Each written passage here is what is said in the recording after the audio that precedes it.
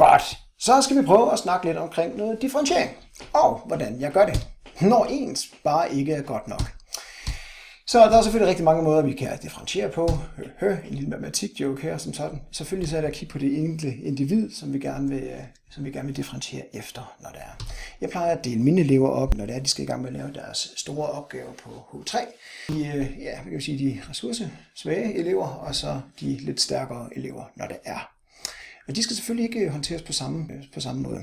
Det de skal lave, det er, bare lige for at I har en kontekst, der er en café, der hedder Café Vesuvius. De har nogle store problemer, og de skal have lavet en database, en telefon-app, som tjenerne kan rende rundt og bruge.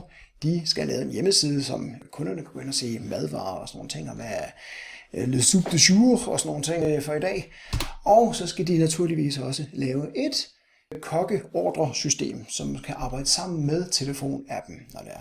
Alt det binder de sammen med en API, og det er sådan set det, som begge parter, uanset om de er stærke eller svage, de skal komme igennem, for at de overhovedet kan bestå kurset, når det er. Det er også vanskeligt nok, kan jeg så hilse at sige. Når det så er sagt, så for at tilgodese de lidt stærkere elever, så er der jo i dag et øget fokus på sikkerhed. Og derfor så får de lidt stærkere elever lov til at sådan prøve at så sikre de forskellige endpoints og forbindelser, der er imellem de forskellige artefakter, som de ligesom får bygget her. Det er også for ligesom at sige, at jamen, vi har også noget til jer, som har, hvad kan man sige, kodet mens I har været 12 år gamle. Ikke? Så det må vi sådan ligesom prøve at differentiere opgaverne på. Også. Så er der selve evalueringen, når der er. Og det drejer sig både om den summative og den anden form for evaluering, jeg kan huske, hvad hedder lige nu. Når det kommer til den stærke elev, så bliver evalueringerne meget mere en samtale mellem to kolleger, altså en professionel til en anden professionel programmør. Ikke? Forsøger at snakke omkring, hvad er gået godt, hvad er gået mindre godt, hvad kan du gøre bedre, og sådan nogle ting, hvor vi er på vej hen. Men fra et kollegialt synspunkt, så jeg kommer med min ærlige holdning omkring, hvad er det, jeg har gjort, og jeg tager måske lidt mere de pædagogiske briller af, og snakker mere til dem som en lige mand, når det er. Herudover, så har jeg heller ikke noget mod at gå ud over pensum. Og det gør det virkelig, virkelig tungt for de stakkels elever. De så bliver spurgt omkring ting, som de måske ikke har tænkt over, i hvert fald ting, som jeg absolut ikke har nævnt i undervisningen.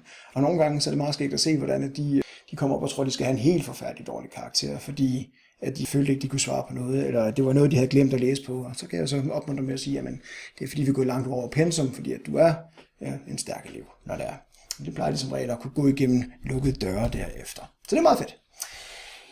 Når det kommer til de lidt udfordrede elever og den slags, så har jeg en meget anden slags samtale, jeg har med dem. Det er meget mere en pædagogisk samtale, hvor jeg forsøger at opelske og highlighte de ting, som de har gjort godt og den slags.